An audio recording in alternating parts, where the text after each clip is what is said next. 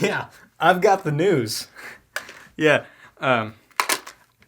for you. It's for you, not for me. Hey folks, I'm Shygrim, and this is the Screencap.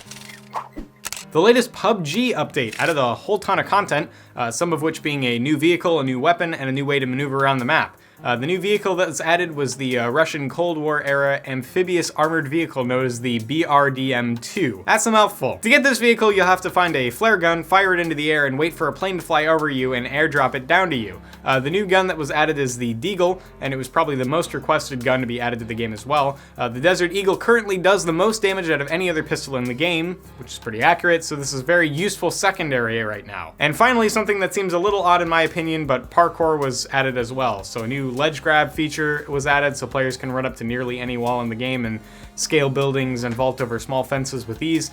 It also lets you jump from rooftop to rooftop, and if you get close enough to another building's ledge, you can grab onto it and pull yourself up to avoid falling. It's like we're delving into uncharted territories.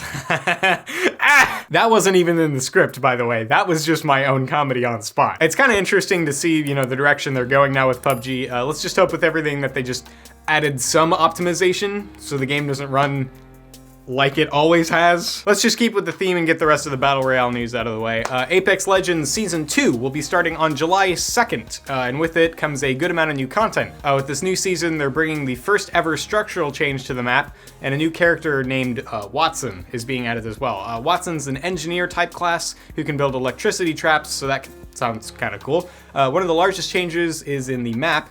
A large-scale monster was added to the map. There's the massive Leviathan lads that are outside the map's boundaries, but also new flying dragon-esque dinosaur things. They might be hinting at a new game mode revolving around these creatures, so I'd like to see where that goes. Other than that, of course, there's new cosmetics. The new ones actually look a lot more detailed than the older ones, and new mid-air emotes so you can show off all the money you spent on an in-game animation that can only be used for about a minute max. We previously went over the Battle Pass changes, so I won't go into too much detail about it, but you get much better items and content from this season over the last season. Well, Tetris is getting another Battle Royale game for some reason. The reason being Tetris 99 is actually really good, but this new game, Tetris Royale, will be released on Android and iOS devices, so you can play it wherever you go. But you could already do that with Tetris 99. You need Wi-Fi, unless you have the DLC so you can play it everywhere. But still, Tetris Royale will include a solo marathon mode, daily competitions, and of course the 100-player Battle Royale mode. Players can also complete daily challenges to earn rewards such as random cosmetics, power-ups, and boosters. I'm actually worried when I hear power-ups being added to Tetris. I played a lot of Tetris Friends back in the day. I don't really want to deal with that ever again. Tetris Royale will be launching in its beta form in select territories sometime later this year. Okay, this is the last bit of Battle Royale news today, I promise. It's not my fault the industry is stuck on this one trend. Someone came up with the idea to turn the legendary Flappy Bird into a Battle Royale. It's pretty much what you think it is. It's just about the same as the original, except you need to survive longer than all the other players to win. Just tap on your bird to flap and dodge all the incoming obstacles. But of course, it being a Battle Royale and all, the developers wanted all the players to start out together on a bus. Come on. This is all very similar in style to DMCA Royale in the fact that you don't directly fight the other players, instead just outlast them.